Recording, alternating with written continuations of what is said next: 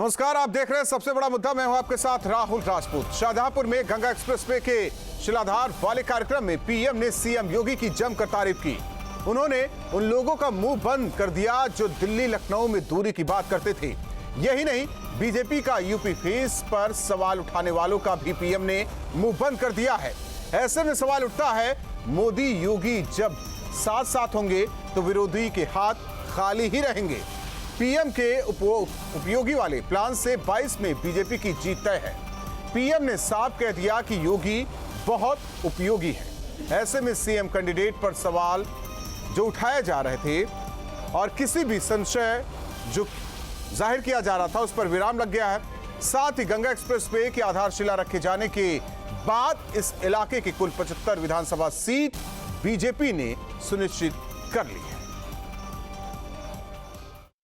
कर्तव्य पारायण मुख्यमंत्री माननीय श्री योगी आदित्यनाथ जी समेत सभी गणमान्य अतिथि मंच पर पधार चुके हैं। यूपी प्लस योगी बहुत है उपयोगी। प्रधानमंत्री अगर मुख्यमंत्री योगी आदित्यनाथ के लिए इतना अहम नारा दे रहे हैं तो वो ये नारा यूं ही नहीं दे रहे। जानिए क्यों जनता आज योगी को उपयोगी कह रही है। यूपी प्लस योगी बहुत है। यूपी प्लस योगी,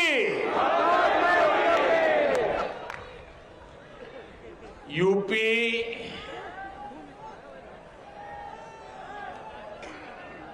UPYOGI।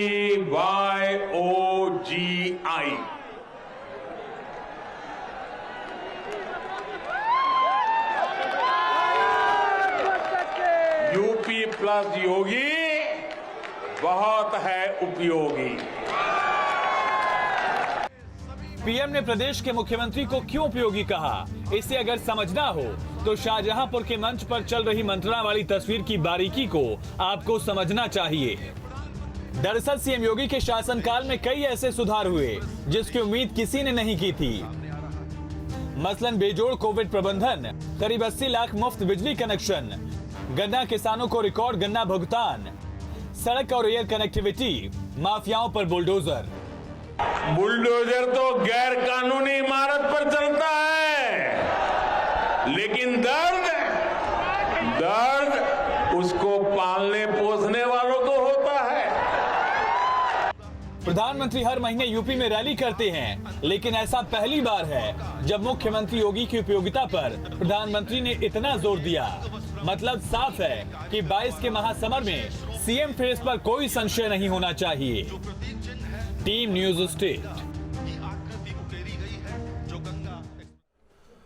और हमारे साथ मेहमान जुड़ चुके हैं संजय चौधरी जी, प्रवक्ता बीजेपी, के.एन. पांडे जी, प्रवक्ता समाजवादी पार्टी, अंशु अवस्थी जी, प्रवक्ता कांग्रेस। आप तीनों मेहमानों का सबसे बड़ा मुद्दा में स्वागत है। संजय चौधरी जी, अब तो कोई संशय नहीं, जो ये कहते थे कि कौन होगा फेस, इस बात को क्लियर खुद प्रधानमंत्री ने कर दिया और बाकायदा यूपी प्लस योगी की उन्होंने बात की जो कि उपयोगी बनता है।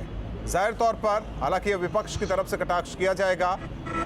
ऐसे में अब बीजेपी की आगे की रणनीति क्या होगी, क्योंकि कहा जा रहा था कि केंद्र और राज्य सरकार में कुछ अनबन जरूर चल रही है।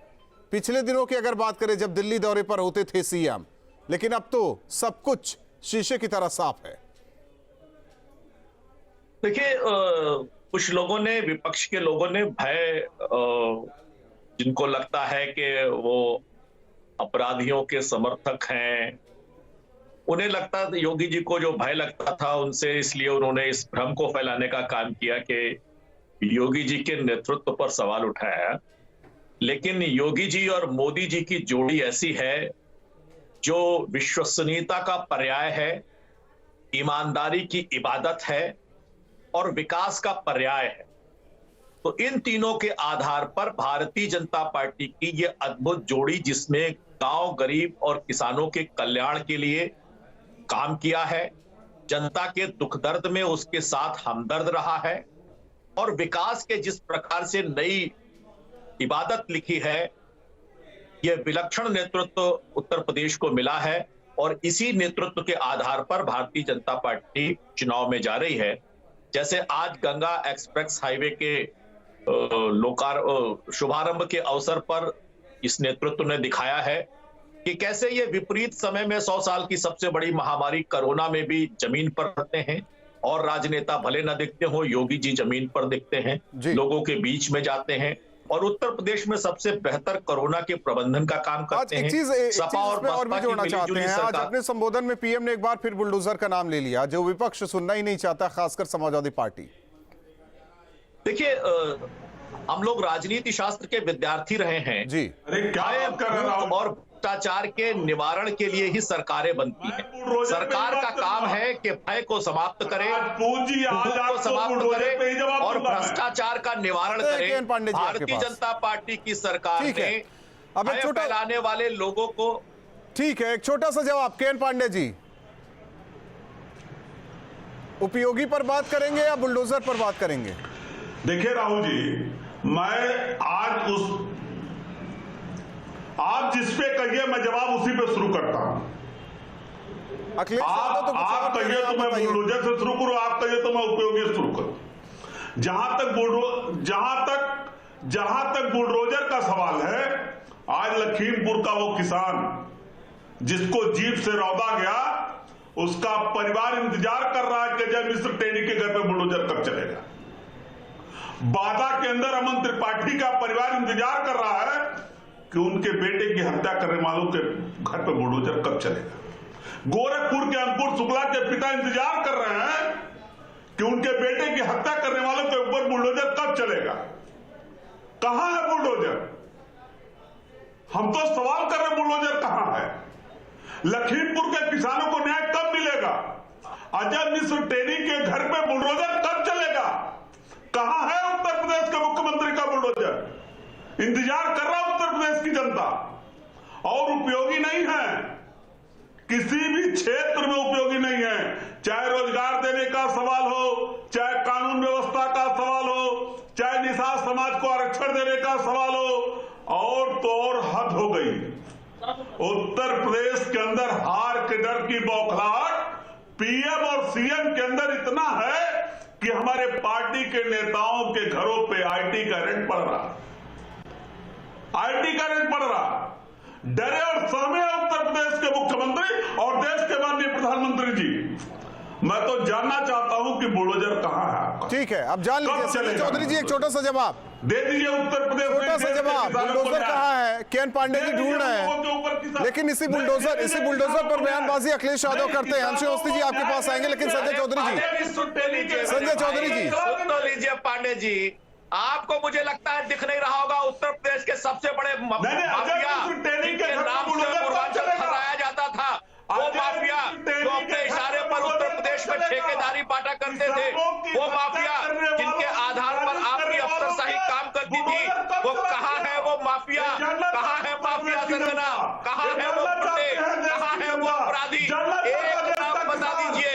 आपके बड़े बड़े लोग जो पुलिस के आधार पर काम करते थे, आज स्थिति है चोर की दाढ़ी में तिनका हो गया है। इसीलिए अपराधियों के साथ काम करने वाले लोग बहुत परेशान हैं, बेचैन हैं, बौखलाए हुए हैं, उनका मन जो है वो डावाडोल है। एक छोटा सा जवाब अंशु अवस्थी जी आपसे। अंशु अवस्थी जी, एक तरफ आपके बड़े नेता जो कि अमेठी में कई महीनों बाद लौटे हैं, महंगाई के खिलाफ हल्ला बोल कर रहे हैं, लेकिन दूसरी ओर एक विकास का पथ रखा जा रहा था शाहजहांपुर से, और वहां कहा गया UP plus Yogi equal to उपयोगी। हर क्षेत्र में ये बीजेपी सरकार कह रही है, बीजेपी के कार्यकर्ता कह रहे हैं कि बहुत उपयोगी सरकार है सीएम योगी के नेतृत्व में। राहुल जी, देखिए, यूपी हमेशा उपयोगी रहा है और कांग्रेस आज़ादी के बाद इस प्रदेश को काफ़ी विकास के मामले में आगे बढ़ाया, तो निश्चित तौर से उपयोगी है। और प्रदेश की जनता ने सोचा था, इसीलिए इतना बड़ा जनादेश दिया था उपयोगी बनाने के लिए। लेकिन प्रधानमंत्री जी को अब ये बात समझ में आ रही, जब उत्तर प्रदेश में कोरोना में प्रबंध नहीं कर पाए, प्रदेश में लोगों की आय घटकर आधी रह गई। हम तो ये कहते हैं विकास को लेकर बड़ी बातें हो रही हैं, अपने को भी उपयोगी बताते हैं और योगी जी को भी उपयोगी बताते हैं, लेकिन वो ये कभी नहीं बताते कि उत्तर प्रदेश को अगर वो इतना उपयोगी अपने लिए राजनीतिक तौर से मान रहे हैं तो प्रदेश के 22 करोड़ लोगों में जो रोजगार की बात थी, जो वादा किया था 70 लाख नौकरियां देंगे, वो दी क्यों नहीं? प्रदेश में लोगों की आय घटकर आधी रह गई और महिलाओं पर जो अत्याचार हुआ है वो सभी ने देखा है। देखिए, प्रधानमंत्री एक बहुत बड़ा पद होता है, एक बड़ी जिम्मेदारी होती है, और जिस तरीके से वो सिर्फ और सिर्फ भारतीय जनता पार्टी के लिए प्रचार कर रहे हैं, उससे कहीं ना कहीं प्रधानमंत्री पद की जो गरिमा है, अच्छा। जिस तरीके के वो शब्दों का प्रयोग करते हैं, जिस तरीके की वो टॉन्ट की भाषा प्रयोग करते हैं, उससे प्रधानमंत्री पद की गरिमा आहत होती है। देश के लोग इस बात से चिंतित चर्चा हैं। इस बात पर आ गई है कि पीएम पद की जो गरिमा है, उस हिसाब से जो वक्तव्य होता है वो प्रधानमंत्री का नहीं होता। अब तो चर्चा इधर मोड़ दी गई है कांग्रेस के प्रवक्ता की तरफ से। बात उपयोगी, योगी, विकास कार्य उन पर नहीं हो रही, बुलडोजर पर नहीं हो रही है। आ रहे हैं कांग्रेस के किरण पांडे साथ जी। यह है कि कांग्रेस का जो नेतृत्व है, जैसे सोनिया जी हैं, वो कांग्रेस की अध्यक्ष हैं। आप कांग्रेस के अध्यक्ष की तुलना नरेंद्र मोदी जी से कीजिए। मैं तो दावा कर रहा हूं कि पूरा कोरोना के काल में 2 साल में उत्तर प्रदेश तो छोड़िए, सोनिया गांधी जी अपने संसदीय क्षेत्र रायबरेली में जाने की जहमत भी नहीं उठा पा रही हैं। तो एक तरफ वो नेतृत्व है जो सोनिया गांधी का है, एक तरफ वो नेतृत्व है जो नरेंद्र मोदी का है, एक तरफ वो नेतृत्व है जो अखिलेश यादव का है। मैं चुनौती के साथ कहना चाहता हूं कि उत्तर प्रदेश में योगी जी भाजपा का नेतृत्व कर रहे हैं। आप एक फोटो दिखा दीजिए, सोनिया की, राहुल की, प्रियंका की, अखिलेश की दे पाएंगे। ये लोग कहां थे? मैं इसका जवाब दे देता हूं। सोनिया जी कहां थी? देखिए, संजय जी जो आप बोलना चाहते हैं वो सुनकर ही, उसे सुनकर ही चर्चा खत्म करेंगे। मैं 10 सेकंड में अपनी बात का जवाब दे देता हूँ। 10 सेकंड में जवाब दे देता हूँ संजय चौधरी जी का। संजय चौधरी जी ने बड़े बड़े आरोप लगा दिए कांग्रेस के ऊपर और सोनिया गांधी जी के ऊपर, लेकिन वो ये बात नहीं बताएंगे कि उत्तर प्रदेश में किसकी सरकार है, भारतीय जनता पार्टी की। केंद्र में भारतीय जनता पार्टी की सरकार है। आपको 60 से ज्यादा सांसद दोबारा फिर दिए चुनकर। प्रधानमंत्री जी क्या कभी अपने संसदीय क्षेत्र में दिखाई पड़े? बनारस में सबसे ज्यादा बुरी हालत थी, लखनऊ के बाद अगर सबसे ज्यादा बुरी हालत थी तो बनारस में थी। कोरोना का जो प्रभाव था, ऑक्सीजन नहीं मिल रही थी, बेड नहीं मिल रहे थे, तो सरकार अपनी जिम्मेदारी भूल जाती है। निश्चित तौर से सोनिया गांधी जी रायबरेली की सांसद है, लेकिन क्या भारतीय जनता पार्टी रायबरेली को उत्तर प्रदेश का अंग नहीं मानती है? क्या केंद्र सरकार ये नहीं मानती है कि रायबरेली भारत का हिस्सा है? आप रायबरेली उत्तर प्रदेश को क्यों सीमित करते हैं? उत्तर प्रदेश का एक भी जगह मुझे आप बता दीजिए जहां पर आप सुविधाएं दे पाए नहीं है। रायबरेली की कुछ जिम्मेदारी है कि नहीं है? रायबरेली की जनता ने उन्हें चुना है कि नहीं चुना है? बयान और अगर चुना है वो तो उनकी अमानवीयता कुछ की हद को रिस्पॉन्सिबिलिटी दर्शाता रायबरेली है। के प्रति होनी चाहिए। आपके मंत्री ने कहा कि बिना ऑक्सीजन के कोई मृत्यु नहीं हुई कोरोना में। रायबरेली आने के लिए बीमार है। तो भारतीय जनता पार्टी सिर्फ और सिर्फ काम करती है, उसकी जनता की कोई लेना देना नहीं। गायब है। मुझे आप बताइए, शाहजहांपुर से लखीमपुर कितनी दूर है? मुझे आप बताइए, शाहजहांपुर से लखीमपुर कितनी दूर है? प्रधानमंत्री जाते किसानों के घर? मैं फिर इसीलिए कह रहा हूं कि प्रधानमंत्री सिर्फ प्रचार मंत्री बनकर रह गए। आप तीनों मेहमानों का बहुत बहुत धन्यवाद हमारे साथ सबसे बड़ा मुद्दा में जुड़ने के लिए। हालांकि शाहजहांपुर में जिस तरीके से पीएम थे और मंच से उन्होंने एक नया नारा उत्तर प्रदेश 2022 चुनाव के लिए बीजेपी को थमा दिया है, UP plus Yogi equal to उपयोगी। हालांकि इसे लेकर विपक्ष तरह तरह की बयानबाजी भी कर रहा है, लेकिन क्या इस नारे से, उपयोगी वाले नारे से बीजेपी 2022 पता करने की पूरी तैयारी कर ली है? क्योंकि जिस क्षेत्र में शाहजहांपुर में जिस तरीके से आधारशिला गंगा एक्सप्रेस वे की रखी, 12 जिलों से ये एक्सप्रेस वे गुजरेगा, 75 सीटों पर क्या असर पड़ने वाला है ये 2022 में देखा जाएगा। लेकिन इस नारे से, इस आधारशिला के बाद और जिस तरीके से बुलडोजर की बात पीएम ने की है, मेरठ के सोतीगंज बाजार की बात की है, ऐसे में सियासत कहां तक जाती है ये देखने वाली बात होगी। सबसे बड़ा मुद्दा में आज के लिए बस इतना ही।